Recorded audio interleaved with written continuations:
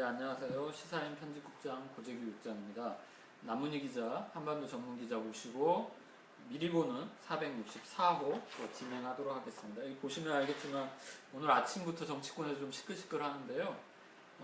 정의상 기자와 주진우 기자가 함께 전 국정원 직원들의 자백, 박원순의 공작, 지난 정부 때부터 시작해서 국정원이 어떻게 박원순 시장을 공작하고 공략하고 공격했는지 내부 이야기를 좀 상세하게 다뤘습니다. 지난번 국정원 관련 기사 1탄에 이어서 2탄에 해당하는 건데요. 464호 보시면 어떻게 공작이 이루어졌는지 정확하게 나올 겁니다. 그리고 남문희 기자께서 해주셨던 사드 위기 5단계 출구 전략 요 기사도 있고요. 그리고 시사인 인터뷰는 조정래 선생 만나봤습니다. 이번에 또 새로운 소설 내셨는데요. 그것과 관련된 이야기 들어봤습니다. 그리고 또 주진우 기자가 지난 한 3년 동안 취재한 농협 관련된 기사도 눈에 띄는데요. 농협이 캐나다에서 무려 210억 원을 투자했다가 손실을 본 사건이 있습니다. 이 정모를 주진우 기자가 또 추적을 했습니다. 관련돼서 464호 또 많이 구독해 주시면 고맙겠습니다. 저희 남문희 기자 보시고요. 지난번에 라이브 방송 때 워낙 좀 뜨거운 반응을 보여주셔서 저희가 다시 한번 남문희 선배 모시고 사드 관련돼서 이야기 듣도록 하겠습니다. 네, 사드는 끝난 게 아닙니다. 네, 앞으로 배치 때까지 1년의 시간이 남았고요. 영화 대사를 빗대면 사드 무엇이 중하니 정말 생각하고 또 생각해 봐야 합니다.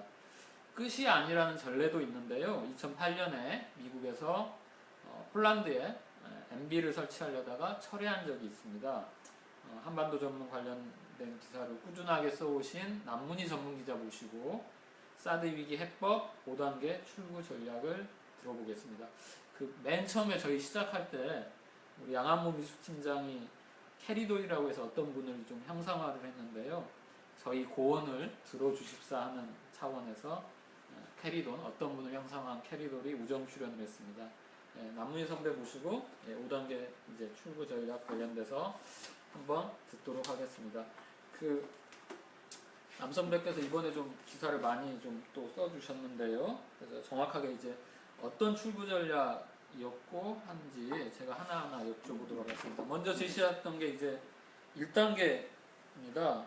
제시했던 게 한국판 핵 경협 병진 전략. 좀 아이러니컬한 좀 소제목 같기도 한데요. 어떤 의미인지 좀 설명을 해주시죠. 예, 북한의 핵 경제 병진 전략이라고 아마 많이 들어보셨죠. 그거를 약간 이제 빗대서 이렇게 얘기를 붙여봤는데요. 취지는 그렇습니다. 대통령께서 사드는 북한의 핵 미사일부터 한국 방어를 위한 것이다라고 계속 강조를 하셨죠. 그리고 심지어는 이제 사드 이외에 더 좋은 대안이 있으면 내놔봐라 이렇게까지 이제 얘기도 하시고 그랬는데, 근데 문제는 이제 그렇게 믿는 분들도 많이 있지만 안 믿는 분들도 상당히 많다는 거거든요. 근데 이거를 이제 대통령의 얘기를 믿게 하는 방법이 한 가지 있습니다. 믿게 하는 방법이 뭐냐면은 대통령이 진심으로 자기가 한 말을 믿고 있다는 거를 이제 보여주면 되는데요. 그것은 간단하게 말씀드리면은 그동안 이제 북한 핵 때문에 못했던 일들이 많이 있지 않습니까? 그렇죠. 늘 대통령께서 보시면은 북한의 비핵화를 달성해야 된다, 먼저 해야 된다 이렇게 얘기를 해갖고, 그러니까 북한의 비핵화가 안 되면 뭐도 안 하겠다. 그래서 지금 많이 중단돼 있죠, 남북 관계가.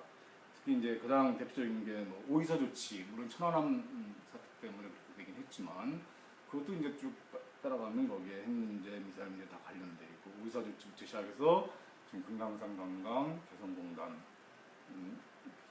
중단 같은 게 다 이제 돼 있습니다. 그래서 이 모든 문제가 지금 여태까지 박근혜 대통령 취임 후 지금까지 사실은 남북 관계가 모두 북한의 비핵화 문제, 북한의 핵 문제와 연계가 돼 있는데, 이제 사실은 이제 대통령 얘기 그대로라면은 사드 배치를 계기로 해서 이 핵 연계 전략, 이제 핵과 연계됐다 해서 핵 연계 전략을 할 수 있는 거거든요. 그것을 벗을 수 있는 길이 열렸다고 저는 아이러니컬하지만 그렇죠. 그러니까 북한이 핵을 계속 개발하는 건 사실이지만 우리도 사드로 뭐 방어할 수 있다고 얘기를 하셨으므로 방어할 수 있으므로 그동안 핵과 모든 것을 연계해서 남북관계 관련해서 모두 중단시켰는데 이제는 우리가 할 수 있게 됐다. 이거 선언해주면 됩니다. 이게 이제 저는 이제 북한이 핵 경제 병진 전략이라고 얘기를 하는데 우리식으로는 핵 경협 병진 전략 또는 핵 경협 병행 전략이라고 얘기를 할 수 있지 않을까 하는 생각입니다. 핵 경협 병행 전략이라는 게 사실은 없었던 전략이 아닙니다. 이게 과거 김대중 정부 시절 또 노무현 정부 시절에는 이제 그것이 이제 있었던 거죠. 그런데 우리나라에서 보수 정부는 핵과 경협을 연기하는 전략으로 이렇게 돌아가는 경향이 많았거든요. 이제는 이제 박 대통령의 말씀대로라면은 그것을 다시 병행 전략으로 돌아갈 수 있는 조건이 된 게 아닌가. 그거를 대통령이 보여주면 국민들도 대통령이 진짜 그 사드를 북한의 핵과 미사일을 막을 수 있는 것으로 믿고 있구나라고 생각할 수 있지 않을까라는 생각이 들고요. 사실 요거는 좀 더 구체적으로 더 얘기를 할 수 있는 부분이 있어요. 꼭 해야 되는 부분이. 근데 제가 알고 있기로는 박근혜 대통령도 사실은 이제 남북 관계 관련해서 뭐 아무것도 안 하겠다 이런 생각은 전혀 아니었다고 생각을 합니다. 사실은 뭐 취임 전에도 많은 구상이 있었던 것 같고, 그리고 이제 좀 더 구체적으로는 작년 말 이후 금년 초 사이에 금년이 사실은 박근혜 대통령이 4년 차 임기가 시작됐잖아요. 그래서 대통령 주변에서도 올해 남북 관계 관련해서 뭔가 획기적인 걸 해야 된다라는 얘기가 많이 많았었죠. 있었던 것 같아요. 근데 구체적으로 제가 작년에 이렇게 쭉 취재했을 때 나타나는 게 예를 들어 경원선 북측 구간까지 연결 사업. 이건 굉장히 중요한 문제죠. 작년 8월인가요? 대통령이 직접 그 남측 구간 연결 사업에 대해서 자기가 직접 주재하는 그런 행사도 가졌었는데 그 이면에는 이렇게 들여다보면은 북측 구간까지 연결할 수 있겠다라는 그런 비전도 있었다고 그래요. 그래서 이런 사업들을 올해 이제 생각을 하고 있었던 것 같고, 예를 들어 농봉 복합단지 이거를 한쪽에서는 이제 북한판 새마을 사업 이렇게도 표현하고 그러는데 여하간에 북한이 지금 17군데의 경제개발구를 발표를 했지만 사실은 이제 투자 유치가 안 되기 때문에 지금 다 거의 스톱 상태잖아요. 근데 그 중에 한 4개 정도의 농공 복합단지를 우리가 이제 설치해 줄 수 있다. 이런 사업도 있었던 것 같고, 그리고 이런 일이 되려면 사실은 남북 정상회담을 해야죠, 사실은. 그죠? 이명박 정부도 이제 임기 마지막에 남북 정상회담을 추진을 했었잖아요. 근데 박근혜 대통령은 이렇게 가면은 남북관계 관련해서 아무것도 못하고 끝날 수도 있거든요. 근데 이건 사실은 분당국의 어떤 지도자로서 참 불행한 일이죠. 이렇게 끝나면. 그렇기 때문에 이제 뭐 대통령이 얘기하신 대로 아까 그런 논리에 입각해서 이제 남북 정상회담을 제안할 수도 있다. 근데 지금 북한은 이제 지난번 7차 당대 이후에 대남 대화 공세를 계속 하고 있습니다. 남북 군사당국자 회담 하자 이렇게 하고 8.15에 또 남북 연석회의 하자 뭐 이런 제안도 좀 하고 있고 그러고 있죠. 우리는 여기에 대해서 이제 아무런 답변을 안 하고 있는데 보통 통상적으로 8월 15일 날 대통령이 이제 연설을 하는데 그때는 거의 대부분 북한에 대한 남북 관계 또 남북과의 통일, 평화 이런 문제에 대한 메시지를 발표를 하거든요. 아주 좋은 기회라고 생각합니다. 이때 우리가 좀 사드 배치만 이렇게 그런 발표를 해놨는데 그런 것이 아니라 이런 남북 평화와 또 경제협력에 대해서도 이런 구상을 가지고 있다라는 것을 보여줄 기회가 된다고 생각합니다. 참고로 저는 이번에 이제 정부의 어떤 사드 배치 선언에 있어서 좀 뭔가 아쉬움이랄까 이런 걸 느낀다면 뭐냐면은 사드 배치처럼 이건 북한뿐만 아니라 중국이나 러시아까지 주변국을 긴장케 하는 신경을 쓰게 하는 이런 어떤 면에서 우리는 뭐 그게 아니라고 하지만 군비 증강으로 받아들여질 수 있는 소지가 있는 그런 발표를 했을 때는 반드시 주변국의 우려를 해소할 수 있는 제안을 같이 하는 게 국제정치의 어떤 상식이거든요. 대표적인 게 이제 1979년 12월 12일에 있었던 나토의 이중 결정이라는 걸 할 수 있어요. 더블 트랙 디시전이라고 예, 있었죠. 예. 그때 그거를 주도한 게 이제 서독의 헬무트 슈미트 예, 전 예. 총리였는데 그게 뭐냐면은 당시 소련이 1977년부터 동유럽에 기존 배치되어 있던 SS-4, SS-5 중거리 미사일을 중거리 핵미사일을 이제 버전업을 하는 겁니다. 현대화하면서 SS-20으로 바꾸는데 그렇게 됐을 때 서유럽에서는 전략 균형에 굉장한 문제가 발생하거든요. 그래서 이제 나토 측에서 여러 가지 의견들이 나오는데 그 중에 하나가 미국이 가지고 있는 크루즈 미사일이나 퍼싱2 미사일 그때 막 이제 현대화돼서 개발돼서 이제 배치하려고 하는 그런 미사일이었는데 그거를 들여오자는 결정을 합니다. 그거를 이제 헬무트 슈미트 총리가 사민당 출신 총리였음하고 결단을 내리거든요. 그러면서 그것만 발표한 게 아니라 동시에 이제 동유럽에는 소련의 SS-20이 배치되고 서유럽에는 퍼싱2가 배치되는 동서유럽이 갑자기 군비 증강을 해서 상당히 그 긴장이 고조되잖아요. 그러면서 그렇게 되면 곤란하니까 동서유럽에 배치되는 중거리 미사일의 숫자를 최소한으로 유지하기 위한 미소 군축회담을 서독이 제안하는 겁니다. 서독이 이제 근데 그때 서독의 서유럽 그러니까 나토 측에서 그때 유럽에서는 그 배경이 그럴 수 있었던 어떤 그 힘이 될 수 있었던 게 유럽의 그 평화운동이 엄청 올라왔거든요. 그러니까 미국도 그렇고 소련도 그렇고 눈치를 안 볼 수 없는 상황에서 그런 걸 등에 업고 동시에 우리가 퍼싱2를 배치하되 동시에 군축을 미국과 소련이 군축회담을 해라. 그래서 배치하되 최소로 낮춰라. 이렇게 하거든요. 그것이 이제 결국에는 우여곡절을 겪다가 1987년에 INF 협상이라고 해서 미소 중거리 핵전력 협정 타결로 이어지고 그 다음에 미소냉전이 이제 해체되는 계기가 되고 베를린 장벽이 무너지고 동서독 통일로 연결되는 것까지 그 힘이 서독 외교에서 시작됐는데 저는 사실은 이제 우리가 조금 지난번 사드 배치 발표를 할 때 단순히 우리가 미국의 요구를 받아들이고 뭐 판단은 미국이 했고 우리가 받아들였다라고 정부의 굉장히 고위급에 있었던 분이 그런 얘기를 하셨지만 그렇게 할 게 아니라 그거를 우리가 어쩔 수 없이 했다 하더라도 이런 상대방을 배려하는 제안을 했어야 되는데 그걸 못했다는 게 아쉽고요. 이렇게만 가면은 군비 증가로 계속 가는 거죠. 방아쇠가 될 수 있는 거죠. 그래서 지금부터 이제 제가 말씀드리려고 하는 게 바로 그것과 관련된. 그게 이제 자연스럽게 연결될 것 같은데요. 제시한 게 이제 2단계가 바로 이제 한반도판 중거리 핵전력 감축 협정이라고 이제 제시를 하셨는데요. 어떤 내용인지 지금 여러분 지금 라이브 방송 보고 계신데 댓글로 또 궁금한 거 달아주시면 저희가 현장에서 바로바로 답을 또 드리도록 하겠습니다. 2단계 전략은 어떤 건지 좀 설명을 좀 2단계는 제가 이제 1단계에서 우선 우리가 이제 시작할 거는 남북관계부터 복원을 해야 된다. 그거는 대통령의 발언을 토대로 했을 때 논리적으로 그렇게 되는 거고요. 또 뭐 중국이 지금 계속 이 문제를 제기하지만 우리가 중국을 향한 어떤 조치를 하기가 상당히 어려운 거는 대통령의 어떤 그런 발언 때문에 대통령은 사드를 계속 북한과 관련된 것이었고 대북 관련해서 병행하는 조치를 하는 게 1단계라고 한다면은 2단계는 사실은 이제 본격적인 어떤 군축과 관련한 움직임이 등장할 수 있다고 저는 생각합니다. 뭐냐면은 북미 대화를 중재하는 거예요.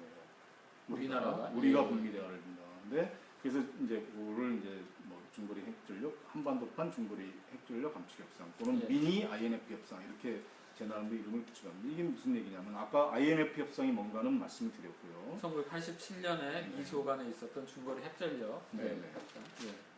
근데 이게 지금 사실은 사드 배치 과정에 지금 한반도에도 비슷한 현상들이 비슷한 위기 상황이 존재하고 있는 거예요. 뭐냐면은 미국이 왜 그 한국에 대해서 사드 배치를 서둘렀는가? 여러 가지 이제 뭐 이유를 알 수 있죠.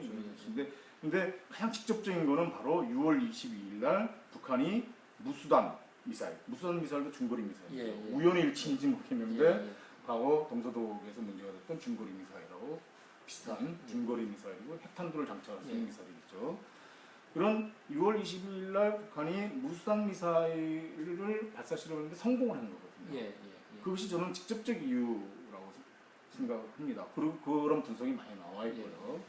또 미국의 이제 군사 전문가 중에는 북한이 예를 들어 무수단 미사일을 6발을 쐈다. 그래서 미국의 MD망으로 그 중에 5발을 맞고 한 발만 떨어지더라도 거기 핵탄두가 장착됐으면 피해가 미군 병사가 뭐 8만 명이 즉사한다. 뭐 예. 이런 이제 얘기를 하는 분도 있어요. 미국 군사 전문가 중에 뭐 그런 정도고 또 하나는 이제 그 미국이 이제 사드 이번에 사드 배치 결정이 6월 21일 무수단 발사하고 관련돼 있다라는 거는 2013년에 괌에 사드를 배치하지 않았습니까? 예. 예. 근데 그때 사드 배치가 원래 예상된 일정과 앞당겨서 배치가 됐다는 예. 거예요. 예. 근데 그때도 사실은 이제 북한이 2013년 4월에 무수단 미사일을 이동식 차량에 예. 2개를 싣고서 이제 발사할 발사할 것처럼 예. 미국에 위협을 가했어요. 예. 그래서 미국이 깜짝 놀라고 한미 양국이 깜짝 놀라고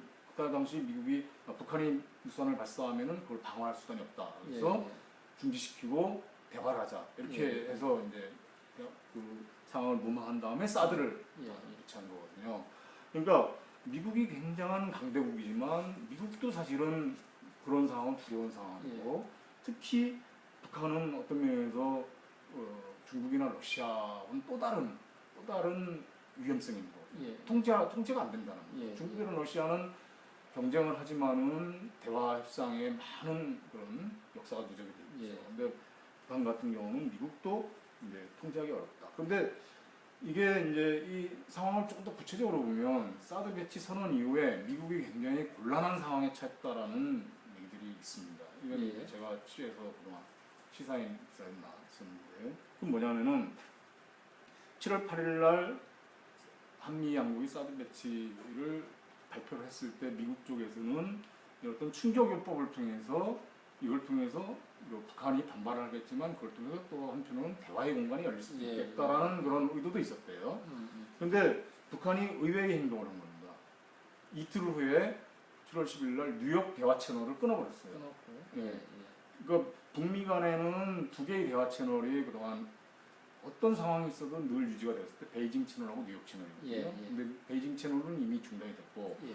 뉴욕 채널은 계속 가동이 돼 있었는데 그것도 지금 중단이 된 예. 상태예요. 근데 이게 상당히 지금 그 북한에 지금 미국 그 시민권자가 또 2사람이나 지금 억류돼 있고 미국 예. 북한에 억류돼 있죠. 억류돼 지금. 있어요. 예. 그리고 또 미국이 지금 대선 기간 아닙니까? 예. 그래서 예. 이 대선 기간을 오바마 정부도 관리를 해야 되는데 뭐 여러 가지 변수 중에 예. 북한이 어떻게 나올지 이것도 예. 상당히 굉장히 중요한 문제인데 지금 북한과의 대화 채널이 끊어짐으로써 미국도 굉장히 당황한다는 생각이 있고요. 또 하나는 사드 배치가 중국에도 영향을 미치기 때문에 예. 중국은 또 더 이상 미국의 협조를 이제 안 하는 거죠. 지금 벌써 유엔에서도 나타나고 있잖아요. 대북제재에서 중국과 러시아가 거의 움직이지 않고 있는 예. 양상도 나타나고 이거 요즘 많이 나타나고 있죠. 음.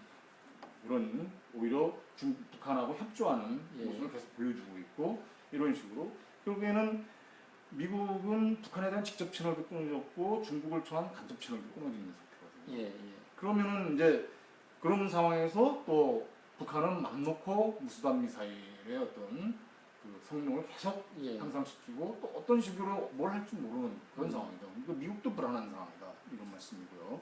그렇기 때문에 지금 뭐 미국이 뭐 다른 수단도 많이 있겠지만 한국이 남북 대화를 복원해서 지금 북한도 남북 대화를 원하기 때문에 예. 우리가 잘 거기에 맞추기만 한다면 남북 대화가 복원이 된다면 대화를 해 나가면서 북미 대화도 중재를 할 수 있는 국제 정치적으로는 이런 거를 아니스트 브로커라고 한다고. 예. 예. 선의의 중재자라는 예, 예. 표현인데 아니스트 브로커. 예를 들어 뭐 유럽 같은 경우에 뭐 오스트리아 같이 예. 강대국은 아니지만 한 중간급의 국가로서 예. 공평하게 중재할 수 있는. 우리가 지금 동북아시아 그런 예, 곳이니까 그런 역할을 할 수가 있는 거죠. 그럼으로써 우리가 사드 배치 부분을 지금 뭐 내년 말에 한다고 하는데 지금부터 발표를 해갖고 뭐 어떤 이익인지 예, 예, 그 예. 애매하잖아요. 예. 그거를 좀 연기한다 하면서 북한의 무수단 미사일 발사 실험을 동결하고 예. 또는 배치 부분에서 어떤 제한을 가한달지 그거는 이제 앞으로 협상을 하기 나름이겠죠. 예. 그러니까 미사일 협상을 하라는 얘기죠. 그러니까 사드 배치와 북한 무수단의 실전 배치를 상호 연계해서 그렇죠. 말 그대로 이제 중거리 핵전략 감축 협상, 한국판 그렇죠. 예, 이걸 예. 한번 해보자는 겁니다. 예. 지금 남문희 전문 기자와 함께 시사인 페이스북 라이브 방송 보고 계시는데요.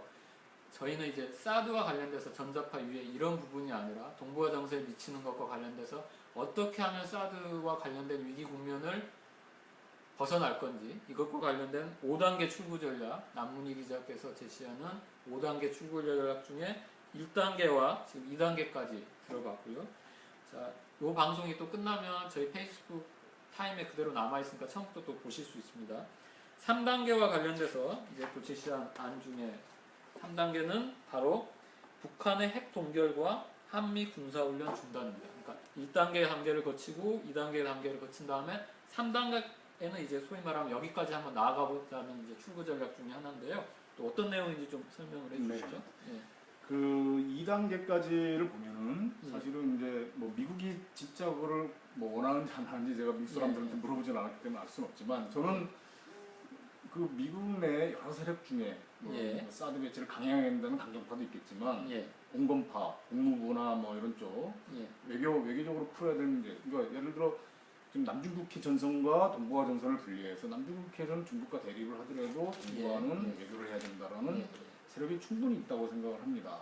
근데 그런 세력들 입장에서는 사실은 이제 어떻게 하든지 이 국면을 돌파해야 된다. 예. 그리고 그렇게 함으로써 북한의 무수단 미사일 문제에서도 어느 정도 저걸 할 수 있다면은 이익이 된다라고 생각할 수 있는 세력이 있는데 그렇게 보면 미국의 이익이 되는 게 2단계라고 할 수 있죠. 그런데 그러면 이제 우리가 이제 국제 정치에서 또 이런 게 있다고 그래요. 그 협상의 어떤 그 대원칙 중에 하나가 우리 문제만을 해결하려고 해서는 안 된다. 그러니까 상대의 문제, 관련된 예, 당사자들의 문제를 뭐 배려를 해서 우리 문제를 해결하는 과정과 상대의 문제를 해결하는 과정을 같이 묶어야 된다는 그런 그래야 협상이 되겠죠. 그렇죠. 예, 예. 그러면 문제는 뭐냐면은 북한은 그럼 어떤 이익이 있는 거냐라고 예. 하는 얘기를 이제 던질 수가 있죠. 근데 이 북한도 사실 나름의 이익이 있습니다. 무슨 문제냐면은 바로 이제 그게 바로 3단계의 내용일 수 있는데 예. 그동안 북한이 왜 무수단 미사일의 발사 실험을 올해만 해도 벌써 6번째에서 성공을 했거든요. 예. 한 번 할 때마다 또 북한도 엄청나게 그 예산이 네, 군사비가 들지 않겠습니까? 그거를 성공하기 위해서 왜 이렇게 정말 어떤 면에서 치열하게 또 열을 올릴 수밖에 없었던가 하는 거는 그동안 매년 최근 몇 년 사이에 매년 3월, 4월에 한미 합동군사훈련 그리고 8월에 또 한미 합동군사훈련 예, 하죠. 그때마다 괌에서 그 미국의 F-22 또는 B-2, B-52 전략 폭격기가 등장합니다. 그 소위 미국의 전략 자산이 등장하는 것이 바로 괌이기 때문에 유사시 자기들이 괌을 때릴 수 있는 무기로서 무수단이 필요했던 거죠. 그래서 그거를 이제 개발을 실험을 했고 그걸 성공했다는 걸 보여주는 건데 한편으로 북한은 이 괌에서 그렇게 계속 그 전략 무기가 등장해갖고 매년 2번씩 이렇게 자기들을 위협하는 거를 지금 중단해다오 이 요구를 계속 해왔어요 사실. 한미 군사훈련 중단. 네, 한미 군사훈련 중단해라. 그러면 그 대가로 북한은 뭘 하겠느냐? 핵실험을 동결하겠다. 이 제안을 해왔거든요. 그래서 3단계는 바로 이 2단계에서 그게 되면 3단계에는 북한의 핵실험 동결과 소위 그 한미 합동군사훈련 중단 이 문제를 이제는 좀 심각하게 고려를 해야 되지 않을까. 여태까지 한국이나 미국이나 우리는 이제 그 북한의 어떤 그런 주장에 대해서 우리는 매년 통상적으로 하는 것이다라고 거의 무시하게 해왔거든요. 근데 여태까지는 우리가 실익이 애매했어요. 실익이 없었지만 그러나 북한이 어떤 무수단을 발사 성공까지 한 상황에서는 미국도 이제는 협상을 할 수밖에 없는 단계가 아닌가 하는 게 있고요. 또 하나는 이렇게 이 협상이 성공을 하든 안 하든 우리가 이런 노력을 한다는 건 굉장히 중요한 겁니다. 왜냐하면 한중 관계를 위해서 그런 거예요. 지금 중국은 지금 계속 지금 한국에 대해서 여러 가지 중국 내 뭐 매체들 동원해서 여러 가지 압박을 가하고 있잖아요. 근데 우리는 지금 아무런 것도 할 수가 없는 상황이에요. 왕이 장관이 와서 한국 외교부장관한테 와서 설명해다오. 무슨 생각에 설명해다오 하는데 설명도 못하고 예, 있고. 왜냐하면 우리는 이게 북한용이라고밖에 얘기를 못하고 있는데 그러면서도 아무 노력도 못하고 있는데 우리가 이렇게 이 문제를 해결하기 위해서 적극적인 중재 노력을 하고 있다는 걸 중국이 볼 거 아닙니까? 예. 그리고 중국 입장에서도 그렇게 접근하는 게 타당하다고 생각한다면 자기들이 서포트할 수도 있는 거예요. 예, 예. 그러면 이 과정을 한중간의 협력을 통해서 할 수 있는 거죠. 예. 왜냐하면 중국은 북한에 역시 얘기를 할 수 있기 때문에. 예. 그래서 이 과정을 통해서 한중간의 문제도 풀 수가 있다. 예. 저는 예. 이렇게 보고 있습니다. 알겠습니다. 자, 이제 3단계까지 얘기를 들어봤고요. 자, 사드 출구 전략 필요하다가 4단계 관련된 겁니다. 그 분명한 점은 지금처럼 한미 당국이 사드 배치하겠다 선언만 해놓고 후속 조치가 없으면 우리나라 같은 경우는 상황에 끌려다닐 수밖에 없는데 위기는 곧 기회일 수도 있기 때문에 지금 저희가 5단계 출구 전략 전문가들로부터 듣고 또 남문희 전문 기자께서 직접 연구하시고 한 5단계 출구 전략 설명을 드리고 있고요. 4단계로 제시된 게 바로 이제 북한의 비핵화와 평화협정 회담입니다. 뭐 원론적인 얘기일 수도 있지만 또 어떤 내용인지 들어보도록 하겠습니다. 그 북한의 핵비핵화와 평화협정 문제는 아마 금년 초에 이제 왕이 외교부장이 이제 제안을 했죠. 그래서 제가 왕이 프로세스라고 해갖고 이제 기사에도 언급해 왔는데 그때 당시 이제 미국의 존 케리 국무장관은 이제 말로는 굉장히 긍정적으로 화답을 했지만 거기에 이제 존 케리 장관의 발언에 보면은 1월달에 이제 그 기자회견을 할 텐데 궁극적으로는 뭐 비핵화와 평화협정 할수 있다 이렇게 얘기했어요. 거기 궁극적이라는 단서를 붙였거든요. 근데 그 말이 참 중요한데 왜 궁극적이라고 했을까? 그게 당장은 실현하기 어렵다 이런 얘기인데 왜 그랬을까? 그거는 이제 평화협정 문제가 갖고 있는 근본적인 주한미군 철수와 관련한 문제거든요.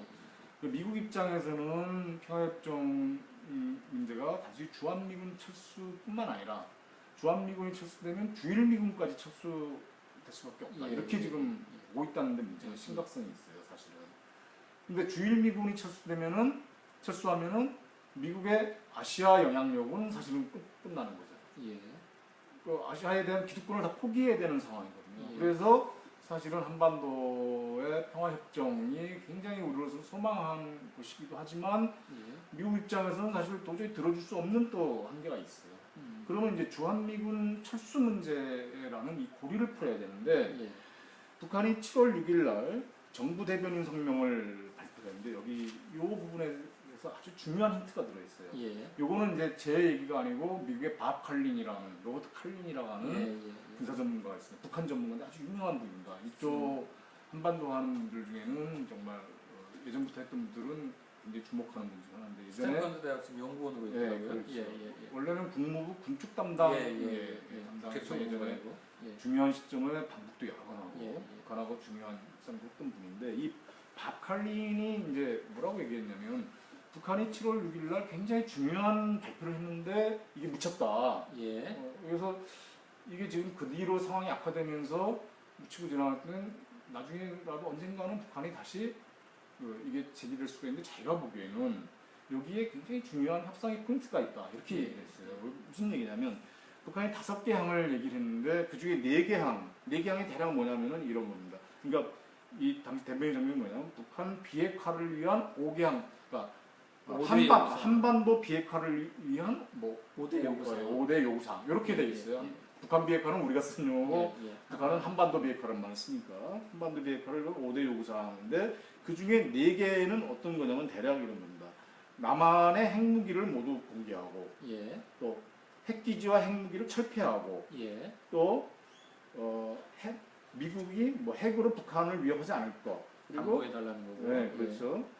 또 핵 타격 수단을 다시는 한반도로 끌어들이지 말 것 이런 등등의 내용 4개 항.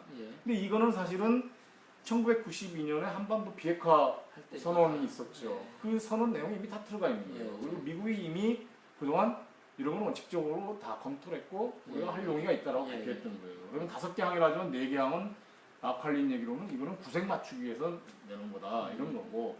그럼 중요한 게 한 가지 내용인데 한 가지가 뭐냐면 이렇게 돼 있어요. 북한식 표현을 그대로 쓰면 남조선에서 핵 사용권을 쥐고 있는 미군의 철수를 선포해야 된다.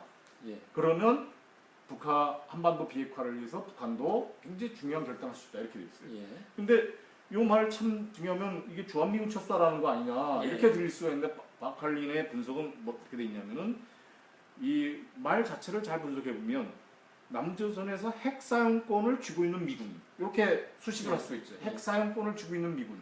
근데 남조선의 핵이라는 거는 이미 1991년 말에 91년 말인가 그 조지 부시 대통령이 남한의 전술핵 이걸 철수하겠다고 선언을 하면서 그들이 다 철수가 된 거거든요. 그때 나머지 한 200몇 군이라가 철수가 된 거거든요. 그러면 바칼린 얘기는 이건 핵사용 남조선에서 핵사용권을 쥐고 있는 미군은 없는 거니까 그렇죠? 예. 남조선 미군은 핵사용권랑 상관없는 미군이니까 철수하라는 얘기는 아니다. 이렇게 해석이 될 수가 있는 거죠. 두 번째는 이게 모든 미군의 철수를 주장했다 하더라도 당장 철수하라는 게 아니라 미군의 철수를 선포해야 된다. 선포라는 용어가 들어가 있는 거죠. 선포라는 말이 있기 때문에 예. 뭐 우리가 미군을 이제 북한의 핵 비핵화와 관련해서 주한미군을 철수할 수 있다라고 선포만 하더라도 그 직접 그 철수 시점한 거는 시간이 텀이 있을 수가 있겠죠. 그렇게 되더라도 북한이 받아들일 수 있다라는 뜻 아니냐. 그러면서 바칼리는 굉장히 중요한 어떤 포인트를 북한이 제시한 거기 때문에 주목할 필요가 있다. 이게 국내 전문가들도 이 부분에 대해서 북한이 이제 그 사실은 이제 7차 당대회 이후에 북한이 이제 핵 경제 병진 전략이라 하지만 이미 핵실험도 했고 장거리 미사일도 발사를 했고 장거리 로켓 미사일 발사를 했고 해서 이제 7차 당대회에서 북한이 뭐 핵에 대해서 다 보유하고 있고 뭐 선언을 했잖아요. 그 다음에 북한도 당대회 이후로는 경제 개발을 진력을 해야 되거든요. 경제 개발을 진력하려면 대화를 해야 돼요. 남북 대화해야 되고 미국하고 대화를 해야 되고 이걸 해야 되기 때문에 계속 대화에 대한 이제 여러 가지 제안들을 하고 있는데 갑자기 이제 사드 문제나 이런 문제 때문에 다 묻혀버린 거죠 지금. 그런데 그 주장들에는 주목할 만한 주장들이 있기 때문에 점진적으로 이렇게 풀어가면은 정말 의외의 돌파구가 열릴 수도 있다. 지금 현재 사드로 조성된 남북 긴장 관계도 있지만 지금 이제 남문희 전문 기자께서 얘기하신 대로 기회는 대화를 할 수 있는 기회는 얼마든지 있다라고 이제 얘기를 하셨고요. 마지막 이제 5단계는 동북아판 헬싱키 프로세스를 작동하자 요건데요. 어떤 내용인지 마지막으로 또 들어보도록 하겠습니다. 아마 헬싱키 프로세스에 대해서는 국제정치에 관심 있으신 분들은 거의 다 아실 거고요. 1973년부터 70년대 중반부터 시작해서 동서 유럽이 군축을 하기 이전에 신뢰 양성 조치를 하고 거기에 그 과정에 뭐 인권 문제라든가 이런 부분까지 포함해서 이제 정말 그 다자간의 안보 포럼을 만든 거죠. 거기 가장 중요한 뭐 개념 중에 하나가 공동 안보의 개념이라 할지 여러 가지 이제 그 냉전 해체로 가기 이전에 아주 핵심적인 그 개념들이 거기 등장을 했고 이렇게 됐는데 사실 우리도 노무현 정부 말에 사실은 육자회담 끝나고 동북아 다자안보 대화를 하고 그 다음에 동북아판 헬싱키 프로세스까지 가자 이런 얘기가 있었어요. 근데 박근혜 대통령이 사실은 이제 그 2012년 그 대선 이후에 그 주장한 한반도 신뢰 프로세스랄지 동북아 평화협력 구상 또 이게 이제 합쳐져서 서울 프로세스라고 했던 것도 사실은 모델이 동북아판 헬싱키 프로세스입니다. 그래서 본인이 그렇게 얘기하고 다니셨어요? 그렇죠. 헬싱키 프로세스를 모델로 해서 동북아 평화협력 구상을 했다라고 이제 얘기를 하고 다니셨죠. 근데 이제 이 문제가 왜 중요하냐면은 이 사드 문제와 관련해서 굉장히 중요해요. 사실 사드 문제의 본질이 뭔가? 사드 문제는 사실은 핵심적으로는 미국과 중국의 문제입니다. 우리는 뭐 우리 정부는 이게 북한 핵미사일이라고 얘기할 수밖에 없지만 우리 정부 외에 뭐 미국, 일본, 중국, 러시아 다 이게 중국과 러시아의 핵기지를 들여다보기 위한 엑스밴드 레이더를 전진 배치한 거다라고 다 생각을 하고 있고 일본 신문도 다 그렇게 주장하고 그러니까 결국엔 미국과 중국의 문제인데 지금 미국과 중국의 상황이 어떤 상황이냐면 새로운 군비 확장 경쟁에 돌입을 하고 있어요. 지금 미국에서 나오고 있는 아주 중요한 개념이 뭐냐면 제3차 상세 전략, 옵셋 스트래티지라고 하는 게 있어요. 그러니까 냉전 시절에 두 차례에 걸쳐서 미국이 소련의 이제 군사력의 양쪽 우위를 질적인 우위로, 그러니까 예. 처음에는 핵무기 수를 늘리고 두 번째 70년대에는 미사일의 정밀도를 높이고 이렇게 예. 해서 상세를 한 게 있거든요. 그걸 1차, 2차 상세 전략이라고 하는데 이제는 중국과 러시아도 이제 이 군사력이 군사 기술이 많이 상향돼 갖고 이제 굉장히 미국이 지금 버거워진 상태예요. 예. 그래서 미국은 또 하나의 문제가 국방비 부담을 좀 줄여야 되지 않습니까? 예. 2020년까지. 그런 상황에서 미국은 군사비를 이제는 알뜰하게 써야 돼요. 그 방법이 뭐냐면 군사 기술의 수준을 높여갖고 이제 중국과 러시아를 압도하겠다 이렇게 하는 거예요. 그러면서 이제 제1열도선의 방어는 제1열도선 국가들이 이제 알아서 해다오 뭐 이런 식으로 이제 이렇게 하는 건데, 그래서 일본의 이제 어떤 그 군사 저널리스트 중에는 이번에 사드 배치가 한국을 이제 제1열도선의 방어망에 끌어들이기 위한 조치다라고도 얘기를 해요. 그런데 사실은 우리가 제1열도선 국가가 아니죠. 예. 이건 굉장히 중요한 예. 거거든요. 근데 우리가 그 미국의 그런 컨셉에 의하면 우리는 사드를 갖다 놓으면서 제일 졸지에 일본, 그러니까 제1열도제라는가 알류산, 옛날에 에치슨 라인이거든요. 이게 알류산 열도에서 일본 열도로 해서 저희 최근에 이번에 예. 최신호인데요. 여기에 보면 이제 네. 지금 이제 남문희 기자 얘기하셨던 제1열도선 관련된 또 인포그래픽도 지금 작게 잡히는데 또 기사 참고하시면 될 것 같습니다. 네. 예. 그래서 에치슨 라인이 알류산 열도에서 일본 열도에서 대만으로 해서 필리핀으로 이어지는 그 예. 에치슨 방어 라인에서 우리가 빠져갖고 사실은 한국 전쟁이 일어나는 거잖아요. 그래서 사실은 제1열도선 하면은 뭐 우리 2호도를 넣는다는 얘기도 있지만 예. 우리나라를 제1열도선 국가라고 하진 않거든요. 그리고 예. 지금 제1열도선을 둘러싼 분쟁이라는 건 전부 다 중국과의 영토 분쟁이에요. 그렇죠. 그 일본, 필리핀, 대만, 그 남중국해, 동중국해 이런 거고, 우리가 2호도 분쟁이 있지만은 그런 정말 무슨 센카쿠나 그 남중국해 영토 분쟁 같은 수준의 어떤 그렇게 돼 있는 것도 아니고 예. 그렇기 때문에 그런 상황인데도 우리가 사드가 여기다 들어옴으로써 동중국해, 남중국해에서 갑자기 졸지에 제1열도선 국가가 되면서 제3의 전선이 돼버리면 가장 위험한 화약고가 되는 거거든요. 예. 결국에는 사드 문제의 본질은 결국에는 미국과 중국 간의 새로운 군합 경쟁이 예. 시작되려고 하는 이 상황이 있는 것이란 거고, 미국은 그 속에서 정말 제3차 상세 전략이니 제1열도선 방어 전략 예. 이런 식으로 이제 막 치고 올라오는 거고, 중국은 거기에 대해서 3차 상세 전략에서 뭐 중국도 이제 군사 기술의 고도화, 중국과 러시아로 그래서 극초음속 무기를 개발해서 그걸 뚫겠다 뭐 이런 예. 식으로 가고 있는 거예요. 그래서 이렇게 가면 사실은 둘 다 망하는 거예요. 예. 그러니까 미국과 소련의 냉전은 과거에는 미국과 소련이 경제적으로 서로 이렇게 의존도가 높지 않았거든요. 근데 미국과 중국은 좀 다르거든요. 예. 사실은 G2라고 할 정도로 세계 경제를 양분해서 같이 예. 끌어가는 나라들이 예. 이렇게 무한 군비 경쟁을 하면 같이 망하잖아요. 예. 그렇기 때문에 그건 절대 안 된다. 그래서 결국에는 한반도에서 시작한, 만약에 이게 화해, 평화, 군축 이게 가능하다면 예. 궁극적으로는 이 문제가 종결되기 위해서는 정말 1970년대, 80년대 동서 유럽에서 시작된 그 정말 중거리 핵 전력 군축 협상이 동서 미소 간의 냉전 체제 해체까지 이렇게 가듯이 이 문제도 결국에는 동북아시아에 네. 지금 막 시작하려고 하는 이 정말 그 군합 경쟁, 신냉전 체제를 다시 그 정상적인 평화 체제로 복귀시키는 데까지 가지 않으면 안 된다. 그런 면에서 이제 그것이 동북아판 핵심기 체제, 동북아판 다자안보 체제를 구축하는 데까지 나가야 된다라고 정리를 했습니다. 예. 그러니까 정리를 하면 사드를 통해서 위기인데 이게 하나의 기회가 될 수 있습니다. 물론 이 전제 조건은 박근혜 정부가 외교를 통해서 이 문제를 슬기롭게 해결해야 된다라는 측면입니다. 그래서 다시 한번 정리해드리면 남문희 기자께서 진단한 사드 위기 5단계 출구 전략은 첫 번째 단계는 바로 한국판 핵 경협 병진 전략을 하자. 말 그대로 박근혜표 대국 구상을 본격화를 해야 된다. 지금처럼 전략도 전술도 없이 왔다 갔다 해서는 안 된다. 두 번째 단계는 바로 한반도판 중거리 핵전력 감축 협정을 할 때다. 말 그대로 예, 사드 배치와 북한 무수단의 실전 배치를 상호 연계할 수도 있다. 외교만 잘 되면요.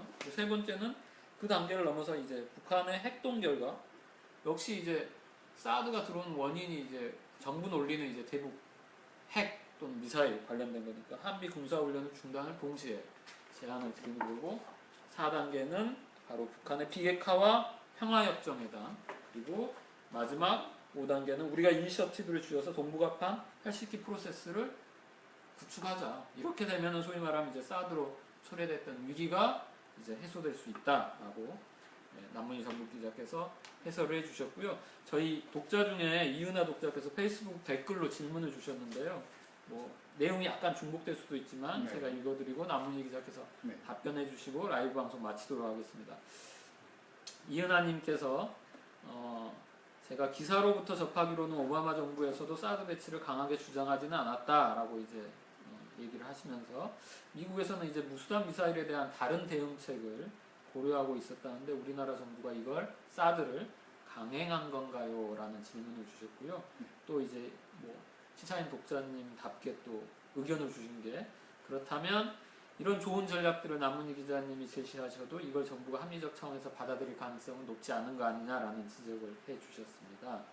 먼저 이제 이은하님 관련돼서 간단하게 답변을 해주시면 예, 지금 그런 얘기가 있죠. 지금 오바마 대통령은 사실은 이제 MD 관련해서 오바마 대통령 입장 계속 부정적인 것 같아요. 그리고 미국 내에도 MD에 대해서 군 내에도 사실 부정적인 세력이 있고 그리고 이번에 사드 관련해서도 오바마 대통령은 그렇게 싫어하지 않았다라고 얘기를 하는데 사실은 이제 이 사드 관련해서는 미국 내에 그 해당 군수업체들 뭐 로키드 마틴, 마틴 이런 회사들 또 강경파들, 또 공부 강경파들, 뭐 특히 뭐 미일 동맹파 이렇게 쭉 있지 않습니까? 그런 세력들하고 우리 쪽에서도 상당히 이제 우리도 사실은 우리 외교부는 뭐 반대했다는 얘기가 그런 있어요. 얘기가 있었죠. 그리고 군 내에서도 이제 함적으로 이렇게 예. 그런 반대했는데 또 뭐 이런 군사 무기의 뭐 거래 뭐 이런 쪽과 관련된 그런 뭐 쪽에서는 또 강경하게 또 했다는 얘기도 있고요. 그래서 이제 그런 이제 주장들이 있는 것 같아요. 그런데 하여튼 제가 볼 때는 일단 아까 그 직접적인 원인 무수단 미사일과 관련된 사항 그거 하나. 두 번째는 이제 미국 입장에서 박근혜 정부 임기 중에 해치워야 된다라는 뭐 그런 판단이 있을 수 있죠. 뭐 새로운 정부가 등장할 경우에는 못할 수도 있다. 뭐 이렇게 할 수도 있겠지만 동북아시아의 외교적 상황에서는 이 발표 시점이 굉장히 지금 뭐 애초 의도하고 어긋나 있는 건 사실인 것 같아요. 그래서 미국 내에서도 좀 소위 한반도 전문가들이나 이런 쪽에서는 굉장히 불만을 토로하는 세력도 있다. 예산도 지금 안 잡혔는데 뭐 그러니까 예산도 안 잡혀 있고 사실 내년 돼서 어떻게 할지 뭐 알 수도 없는 거고 그렇기 때문에 저는 굉장히 이런 부분에서 유동성이 있다 생각을 하고 있습니다. 알겠습니다. 그리고 이제 원래 지금 그리고 이제 정부가 받아들일 가능성에 대해서 말씀을 하시는데 저는 사실은 이렇게 생각합니다. 지금은 알 수가 없어요. 지금은 이제 박근혜 대통령이 굉장히 강하게 계속 얘기를 하고 있고요. 그런데 상황은 유동적입니다. 아까도 말씀드렸지만 첫째 성주에 계신 그것과 연동되는데요. 그 지금 박현범 독자님이 또 질문 내주셨는데 연동된 것 같은 그냥 읽고 답변해 주시면 될 것 같은데 사드 동북아 정세 5단계 해법은 결국에는 이제 정부가 대북 정책에 대한 근본적 관점을 바꿔야만 가능할 것이라고 생각됩니다. 이에 대해 정당과 국민적 태도에 대해 답해 주셨으면 좋겠습니다. 예를 들면 이제 방금 얘기하셨던 서독에 있었던 평화운동이랄지 이런 게 소위 말하면 이제 동력이 돼서 소위 말하면 이제 움직였다라고 하는데 뭐 그것과 관련돼서 연동된 질문인 것 같아서 같이 드렸습니다. 답변해 주시죠. 그러니까 제가 이제 서독의 그 중거리 핵 전략 협상 과정을 좀 관련 논문들도 찾아보고 쭉 보니까 가장 중요한 동력이 됐던 게 이 평화운동, 시민사회 평화운동 세력들이었어요. 그게 이제 1970년대 말부터 쭉 시작이 되다가 83년도에 1차 이제 INF 협상이 그때 결렬되거든요. 81년부터 이제 미국이 81년 레이건 정부가 들어왔음에도 불구하고 소련의 그 중거리 핵전력 협상을 제안한 배경도 사실은 서유럽의 어떤 평화운동을 눈치를 안 볼 수가 없었기 때문에 제안했다는 예, 예. 이유가 있어요. 근데 이제 소련이 처음에는 그걸 안 받아들이고 하면서 83년도에 그게 이제 거의 무산기가 되면서 예. 83년도에 퍼싱2 미사일이 그때 이제 독일에 배치가 예. 되기 시작하는데 그때 독일에 그때 120만인가 하는 시민들이 예, 예. 정말 반핵 평화 운동 예, 예. 하기 위해서 몰려들었다는 거죠. 예, 예. 그래서 사실 녹색당이 이제 등장하게 된 것도 그런 배경이 예, 예, 있고 그게 사실은 그 유럽의 어떤 평화 운동의 시작이지만 또 그 평화 운동이 미국과 소련의 압박을 넣어서 이제 중거리 핵전력협상 예. 그리고 냉전의 해체까지 끌고 가는 원동력이 된 건데 우리 같은 경우는 지금 이제 성주의 이제 국민들을 중심으로 이제 시작이 되고 시작이 됐죠. 네. 근데 앞으로 이제 이게 어떻게 전개될지는 뭐 예, 예, 두고 봐야 예. 되겠지만 성주의 지금 상황들 보면은 쉽게 받아들일 수 있는 문제는 예, 아니잖아요. 예, 예. 그래서 또 여러 가지 이제 겹치는 상황도 있을 거고요. 한 가지 안타까운 거는 예. 정치권이 사실 눈치 보기로 자꾸 일관을 하는데 이거는 이해하기 참 어려워요. 야당 쪽에서 특히나 네. 예, 전략 정보 네. 무시라는 거. 그 야당의 정체성이 과연 뭔지 요즘 예, 예. 좀 제가 좀 헷갈리고 있는데 예. 그래서 뭐 여러 가지 뭐 정책 고려를 하는 거는 이해를 네, 네. 하겠지만 근데 이런 중대한 문제에서 제대로 된 발언을 안 하면서 무슨 야당의 어떤 예. 정체성을 논할 수 있는가라는 부분에서 좀 안타까운 부분이 있고요. 그리고 또 하나는 중요한 거는 우리 내부의 그런 흐름과 예. 중국이 절대로 이걸 용납하기가 어려울 것 같다. 예. 제가 예. 이제 중국 전문가들이나 이런 분들에서 조금 만났을 때 얘기를 들었는데 지금은 시작도 안 했다고 저는 생각합니다. 벌써 조금씩 이제 서서히 압박 의지를 높여가고 예, 있는 예, 거죠. 예. 그러니까 뭐 민간 교류를 제한하기 시작하고 벌써 이제 중국 쪽에서 우리와 접촉돼 있던 여러 가지들이 다 끊어지기 시작하잖아요. 예, 예. 중국의 뭐 유코라고 하는 관광객들 안 오기 시작하고 뭐 대구에서 하려는 예, 예. 행사도 지금 참석을 안 하고 우리가 만나자고 해도 안 만나고 이건 이제 시작이라고 봅니다. 그러니까 문화적인 교류 또 거기 우리 한류 지금 들어갔던 것도 서서히 이제 예, 압박이 들어가고 그다음에 경제적으로 들어가고 이게 예. 일종의 중국 정부가 처음부터 모든 카드를 쓰지 않겠죠. 일종의 단계를 높여가면서 스트레스 테스트 예전에 예, 예. 하듯이 스트레스 우리 정부가 어느 정도 버틸 수 있는가를 봐가면서 또 우리 내부의 평화운동의 흐름이 어느 정도 나타남을 봐가면서 하겠지만 전략 환경의 변화로 본다라는 거는 중국도 양보하기 어렵다라는 예, 거기 때문에 그런 유동적 상황에서 과연 지금 정부는 아니다라고 얘기하지만 그때 가서 어떻게 할 건가는 지금부터 생각을 해줘야 된다. 예, 예, 예. 알겠습니다. 원래 저희가 페이스북 라이브 방송 이번 한 30분 정도 예상했는데 예상 시간을 훌쩍 넘겨서 진행이 됐습니다. 시사인은 그 사드 문제와 관련돼서 이제 시작이라고 봅니다. 그래서 옆에 계신 우리 남문희 기자께서 당장 이제 다음 호부터 관련 전문가들 또 연쇄 인터뷰 예정돼 있고요. 저희는 아마 끝까지 취재를 할 겁니다. 그리고 이 사드 문제 결코 쉽게 넘어갈 수 있는 사안이 아니라고 판단하기 때문에 그렇습니다. 그래서 남문희 선배 기사 또 많이 읽어주시고 애독해주시고 또 저희 그 일상 얘기하는 또 이 끝까지 취재를 하겠습니다. 저희 또 정기 구독할 수 있는 전화번호까지 또 구독해주시면 저희가 또 기사로 보답을 하겠습니다. 아무튼 긴 시간 동안 시청해주신 여러분께 감사드리고 또 다음 주에 또 미리 보는 라이브 방송 또 찾아뵙도록 하겠습니다. 감사합니다. 감사합니다.